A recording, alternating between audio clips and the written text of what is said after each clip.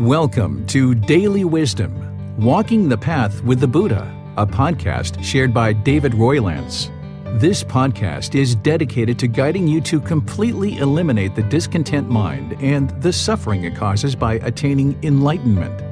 Learn and practice the teachings of Gautama Buddha that will guide you to fully attain a peaceful, calm, serene, and content mind with joy. To support this podcast, visit patreon.com/support Buddha or visit buddhadailywisdom.com, where you will discover a full range of courses, retreats, and online learning resources to assist you on the path to enlightenment. Now, here's our teacher to share more.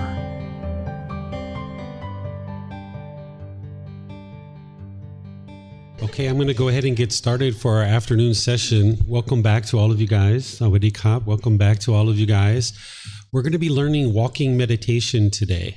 And first, what I'm going to do is just talk to you a little bit about it. It'll probably only take me about 10 minutes to teach it to you here. And then after we teach it here, then we're going to relocate and start doing walking meditation for our afternoon meditation. Rather than doing the seated, lying, or standing that we have been doing, you'll have the opportunity to do walking meditation today. So let me share this with you guys and help you guys to learn it, and then reflect on it, and then we can practice it. So walking meditation, it is breathing mindfulness meditation with all those same goals that I taught you for breathing mindfulness meditation, where you're eliminating craving, desire, attachment, and you're cultivating mindfulness or awareness of mind, and you're cultivating concentration. It's the same actual goals, eliminating certain unwholesome qualities and cultivating certain wholesome qualities. You can do walking meditation as a standalone practice, just all by itself. You can start and finish with walking meditation. You can do it prior to the other positions. Like sometimes I noticed in the past where my mind was overactive, I might have done walking meditation first, and then I switched and went to seated or lying or standing or something else like that. Or you can do seated, lying, standing first, and then you can switch to walking as well. So you can really mix it if you like. It's really up to you. The way that I used walking meditation is when the mind was overactive and having lots of random thoughts, and the last thing that I was thinking about was sitting down and actually meditating. The mind was maybe not interested in just being in one spot. There was a lot of energy in the mind. So I used walking meditation first to just kind of walk. And sometimes I would just do it as a standalone, maybe 30, 45 minutes, an hour. And I would just do it. That's it. Sometimes I would go to sit and I would be 5 minutes into my seated meditation, realize there was too much going on. And then I would switch to walking. So you can move it back and forth like this. You don't have to stay with just one position the entire time. You can switch it around based on what it is that you're trying to accomplish. Instead of focusing on the breath, we're going to be focused on the eyes. So rather than breathing in through the nose and out through the nose like we do with seated, lying, or standing, instead you're going to be using the eyes to look down at the ground about 1 meter in front of you, or 3 feet, depending on which system you use of measurement. Either 1 meter or 3 feet in front of you, you're going to fixate through the eyes. You're not looking in front of you. You're not looking behind you. You're not looking to the sides in your peripheral vision. You're just looking straight down at the ground 1 meter in front of you. And that's your point of what you're doing with your mind, to fixate the mind on that fixed position as you're walking around. Your hands and your arms, I'm going to switch over to a wireless mic here so you guys can see what I'm doing with the teaching on this one. Can you guys hear me? Yeah, there we go. Good. Okay, so the hands and the arms, if I didn't have this mic in my hand, it's going to look like this. Let's switch over to that. So for those of you guys online, we've got another camera here that we're using so that you guys can see everything. What I'm going to do is show you with my hands, what the way the hands are being held while you're walking. So once you're got your hands in place and you're fixating your eyes to the ground 1 meter in front of you, now what you're going to do is with your hands, usually I'm not going to have this mic in my hand. What you're doing is you're putting your foot flat on the floor, and then you're going to transfer the weight. Looking through the eyes, just 1 meter in front of me. Flat, transfer. Flat, transfer. Flat, transfer. And here we're walking in a counterclockwise direction. We're walking around in a circle in a counterclockwise direction. Flat, transfer. flat transfer. You might need that flat transfer for a period of time to kind of get used to it. And then afterwards, you would like to just kind of let it go out of the mind that you don't need it anymore. But when you first get going, you might need that flat transfer, flat transfer, flat transfer, flat transfer. And again, eventually you just let that go. Okay, so I'm going to put the mic down now, and I'm going to do it the way that I would normally do it without the mic.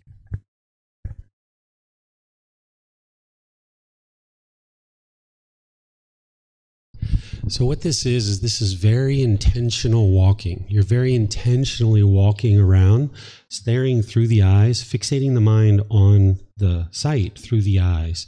It's like I was talking yesterday about that piece of wood with a steel rod that you're grinding back and forth, and you're getting a deeper and deeper groove. And as your mind gets used to being in that groove, it's less likely to pop out. So it's the same thing as when you're walking around. You're trying to get the mind in this groove where it just stares at the ground. You're not thinking about the future. You're not thinking about the past or anything on the sides. It's just the present moment. You're bringing the mind into the present moment through the eyes. And you're walking around slowly, very intentional walking. It's almost like a clock. Tick, tock, tick, tock, tick, tock. Flat, transfer, flat, transfer, flat, transfer. So oftentimes when people are doing walking meditation, it can feel almost trance-like as you're going around in this circle for 20, 30 minutes, if that's how long you choose to do it for. It can feel almost trance-like because your mind gets so deep into this groove. And if you're noticing that, then wonderful. You might not notice that the first time or the second time, but as you do it more and more, you can notice that kind of groove that the mind gets into and feels almost trance-like. Any questions on this? You don't, yeah, you can just let the breath naturally breathe. You don't have to focus on the breath. You just focus through the eyes. Because remember, the mind can only do one thing at a time. So the mind's going to be focused through the eyes, fixating on that point, whatever that point is. Mm-hmm. So what we usually do, oh, yeah, you have a question? Yep. I was wondering, can you do it inside and outside with or without shoes? Oh, yeah. So usually when you first start, I recommend doing it inside in a controlled environment like this without shoes, because then you can really feel the steps. But I know you have something going on with your foot. So if you need your inside shoes that you brought, feel free to use those. But if you start in a controlled environment like this and get used to that over several sessions, then over time, you might end up deciding to kind of relocate to maybe like a park. Here in Chiang Mai, we have a park in the southwest corner of the city, which has a nice walking trail. And that's nice because it introduces some more impermanence. Because here, everyone's going to be meditating and you're in a more controlled environment. Over there, you're going to get joggers, you're going to get people talking, you're going to get some kids playing, some pigeons, things like that. So now you do that for several times. And then eventually, if you like, you can even do it on the sidewalks in the street and stuff like this. I did this when I was doing walking meditation, and it really helped not only with training the mind for focus, concentration, memory, mindfulness, eliminating craving, but there were times when like I would hear tourists and they'd be like, "Mom, is that a ghost? That guy's in all white. Do you see what he's doing? He's like barely walking. He looks like a ghost, Mom. Who is that?" So like, yeah, I'd hear people gossiping about me. Some people were like, "Is that guy crazy? Like, what's he doing? He's staring at the ground. He's not even doing anything. He's just staring at the ground." So I would hear this, as I was meditating, and I had to ignore it. So that helps you with personal existence view, that there's people right there gossiping about you. So the Thai people, they know what I was doing. There were Thai people I had any issues with that, but the tourists were kind of, saying these different things. And then sometimes I'd be on a street that didn't have a sidewalk, so there'd be motorbikes whizzing back and forth. So I needed to trust. I had to trust the Thai people that they weren't going to hit me because I was just staring at the ground. And any kind of fear that I might have had about death, I had to let that go. So I just stared at the ground, and I had trust and confidence that the Thai people wouldn't hit me. So it helped with that as well. But you'd like to kind of ratchet it up, right? Like start in a controlled environment, then go to like a semi environment like a park. And then if you'd like, eventually go out on the street, and this can be really helpful for you. And if you're out on the street, of course, using shoes and stuff like that, or at a park, that's fine. But you like to do that real slow, intentional walking. And at first, you might use that flat transfer.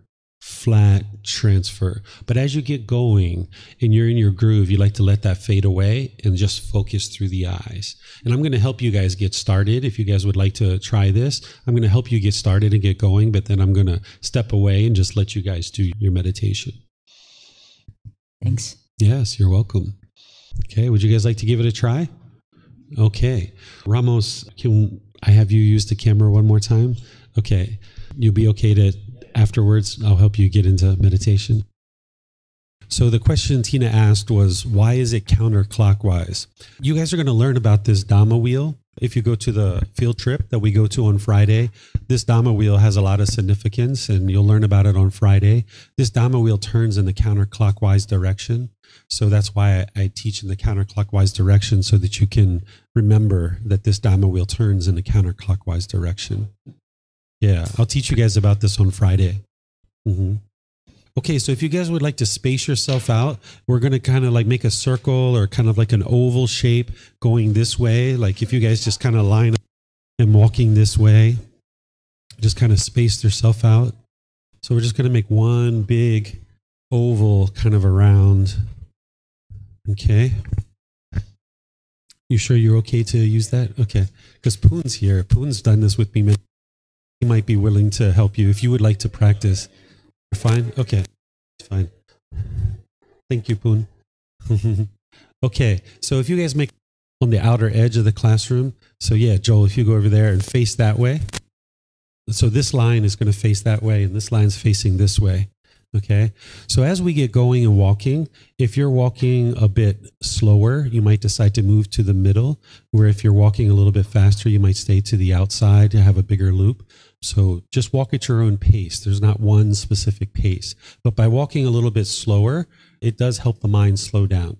Okay. So put your hands either in front of you or to the side or behind you, the way that I showed you. And then just take your eyes and look 1 meter in front of you, or 3 feet, and then just put your foot flat out in front of you. Just hold it right there for a second. Just kind of put it out flat in front of you. Not a real big step, but just kind of a small little step. And now, once your foot is flat on the ground, now weight. Okay? And then now put your other foot in flat in front of you, and then just transfer the weight. Put the foot flat in front of you, and then transfer the weight. Should be 2 intentional movements. Flat, transfer. Flat, transfer. Flat, transfer. Flat, transfer. Flat, transfer. Flat, transfer. Flat, transfer, flat, transfer, flat, transfer, flat, transfer, flat, transfer, flat, transfer, flat, transfer.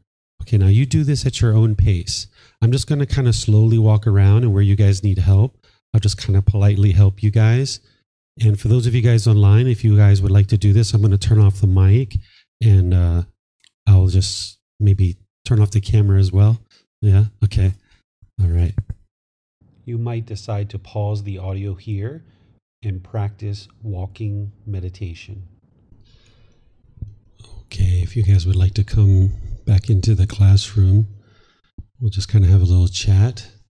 Feel free to get your cushions if you need a chair or a cushion. Okay, so this is something new, something different. I thought I would do is give you guys some opportunity to ask any questions that you'd like to ask now that you have a chance to practice it. Is there anything you guys would like to ask questions about? I want to talk about the attention, which is we focus on where we're walking.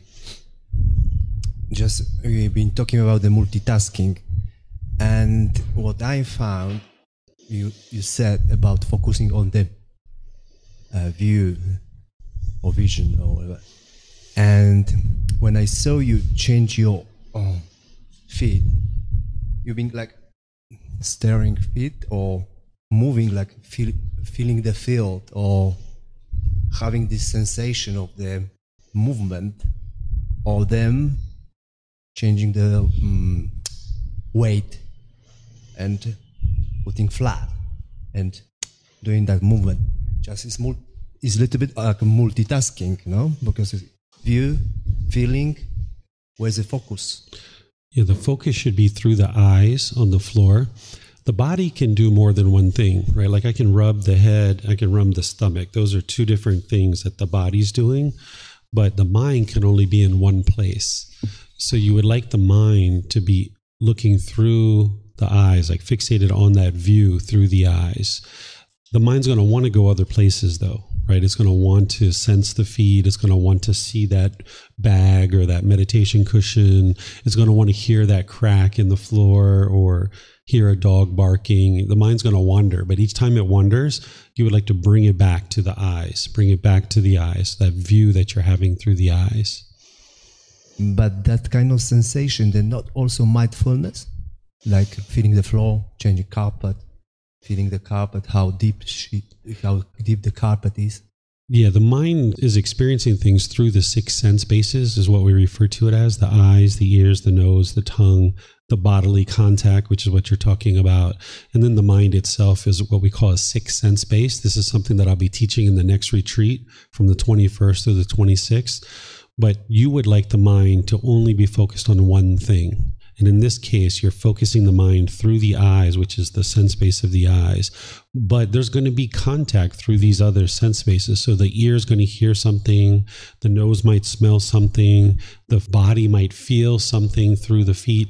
But what you're trying to do is trying to get the mind so focused and so concentrated that you can just focus through this one sense base of the eyes, through the eyes. Even though there's all this contact other places and the mind's going to want to go other places, you're training the mind to be disciplined and controlled and not allowing it to do that. Okay. No more questions. But it's going to want to do it. That's the challenge. It's going to want to go somewhere else. Hello, yeah. So I've been hopping around on different temples here in Chiang Mai, and so I think this is my 4th walking guidance, and everyone's doing it differently. Mm-hmm. So wondering what if you have what Buddha said about the walking meditation, any sort of specific words? Because everyone's doing it kind of differently.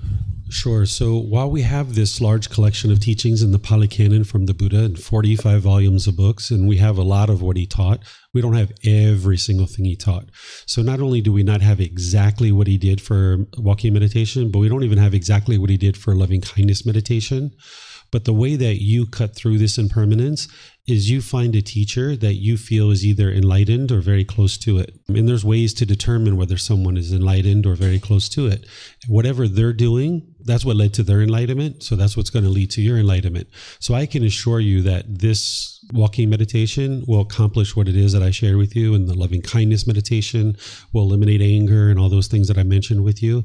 So we don't have 100% of what the Buddha taught.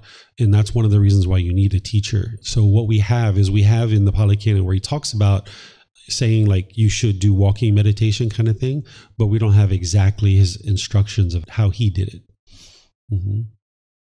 It's normal to feel sleepiness when you just stare at the floor in front. Yeah, this is something we talked about yesterday, particularly after lunch. If you've just had lunch and then you start meditating, you can feel sleepy. So there's 2 options when you feel sleepiness during meditation, is you can just stop your meditation and go to sleep because the mind and the body need some sleep. Or you might switch to a walking meditation, because walking or standing meditation can help you to stay more awake. But if you're getting sleepy in walking meditation, just get some sleep. But those are the 2 options that you have, is either switching position to standing or walking, or just get some sleep. Mm-hmm. Anything else you guys would like to ask about? Mm-hmm. I felt my eyes were quite burning. So I don't know. And then I started like this, doing this, and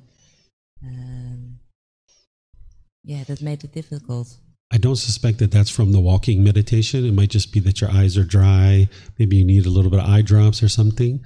Is this burning eyes, is it permanent? No. No, right? So yeah, you can hope not. make some decisions, right? Well, you should know 100%. Is it permanent or impermanent? Oh, yeah. Is it permanent or impermanent? No. It's impermanent, right? Yeah. So I don't suspect that's from the walking meditation at all. But if you need eye drops or something like that, you can always do that. Yeah. It's up to you. Yeah. Mm-hmm. Okay, so something I'll share just to kind of wrap things up a bit, because we've got some folks coming in for gong meditation, and you guys are welcome to stick around for the gong meditation if you like, is that whenever you try something new, the unenlightened mind will typically reject it, because just like I mentioned that it craves permanence, the unenlightened mind does not like impermanence. That's another way to say that the mind craves permanence, is it does not like impermanence. It doesn't like change. It doesn't like when things are changing. So whenever you introduce something new to your life practice, it will typically reject it right off the bat because it's new and it doesn't feel comfortable. It's never done it before. It just doesn't want to do the work to figure out how to do this thing. So if you did this for the first time and you're like, I just kind of don't really like it, do it some more. Do it a lot more. Train your mind to be peaceful and joyful no matter what. By the time you get to enlightenment, you won't even have the slightest dislike in the mind. Your mind will be peaceful, calm, serene, and content with joy. No more anger, sadness, frustration, irritation, annoyance, guilt, shame, fear, boredom, loneliness, shyness, resentment, jealousy, displeasure. Even the slightest dislike won't be in the mind by the time you get to enlightenment. Even the slightest ickiness. So if you're doing something like this and you're like, I just don't like it, I don't feel comfortable, then you should do that more to train the mind to experience this peace and this joy, no matter whether you're sitting on the floor, whether you're walking, doing meditation. Now, if it's something like going to a brothel, right, or snorting cocaine or something, you're not interested in training your mind to do those things. Those are unwise things. But if it's something like this that is wholesome, oftentimes the mind will reject it because it doesn't like change. It doesn't like impermanence. So each time you do it, your mind will get better and better at it. And you're probably going to need these meditations at different times. So we have seated, lying, standing, and walking. You're not going to be able to sit and do seated meditation all the time because of the universal truth of impermanence. So there was a time where I got in a motorbike accident and I couldn't sit and I couldn't cross my legs. All I could do is lay in a bed for a couple of weeks. So I needed lying meditation, right? So you're going to need these different positions because as the body changes, as it ages, as you get injuries and things like this, you're going to need different positions at different times. So rather than allow the mind to get fixated and crave and cling to one body position like seated, it's best to kind of introduce some impermanence into your meditation practice and mix it up a bit. Okay, so if you felt uncomfortable doing this, do it some more, do it some more, do it some more. Keep training your mind to get comfortable with it. Okay, so tomorrow we're going to be starting off with chanting and meditation, just like we do each morning. Then we're going to move into a talk on what is Gamma and how does it affect me. Then we're going to be discussing what is merit. And then we're going to take our lunch break. It'll probably be an hour and a half tomorrow, depending on your questions, depending on what questions you guys have. I don't know. Right? You guys have lots of questions. So depending on your questions, we'll have an hour and a half lunch break. And then in the afternoon, we have a special activity that we're going to be sharing. In the afternoon, I'm also going to be sharing with you how to receive continued support on the path to enlightenment beyond this course. And at some point, probably tomorrow afternoon, we'll talk about the field trip that we're going to do on Friday, the tour, which everybody's invited to, even if you didn't attend this class and this course. If you have friends or family or any of you guys that are coming here for the first time now, if you would like to come to the tour, that's going to be on Friday. We're going to be meeting here at 8:45 in the morning, but I will talk about that more tomorrow. Okay. So yes, question? Yeah, we're going to come back here. We're going to get back here around 4:30 usually is when we get back. But since it's busy season, it might be as late as 5. But you can also go with us and then leave at any point as well, because there's transportation that you can leave at any point if you have an appointment or something. Okay, so thank you all for your questions. Thank you for your dedication to learning and practicing the teachings of the Buddha. If you'd like to stick around for Gong meditation, you're welcome to do that. Otherwise, we'll see you guys tomorrow. Have a lovely rest of your day. Sawadee krap. Sawadee krap. Thank you for listening to this podcast. To provide support for this podcast, visit patreon.com/supportbuddha. To access more teachings, visit buddhadailywisdom.com. There, you will discover a full range of courses, retreats, and online resources to assist you on the path to enlightenment. Remember to establish a daily, consistent meditation practice, along with learning and practicing these teachings. A well-developed meditation practice is the foundation in which to train the mind to attain enlightenment.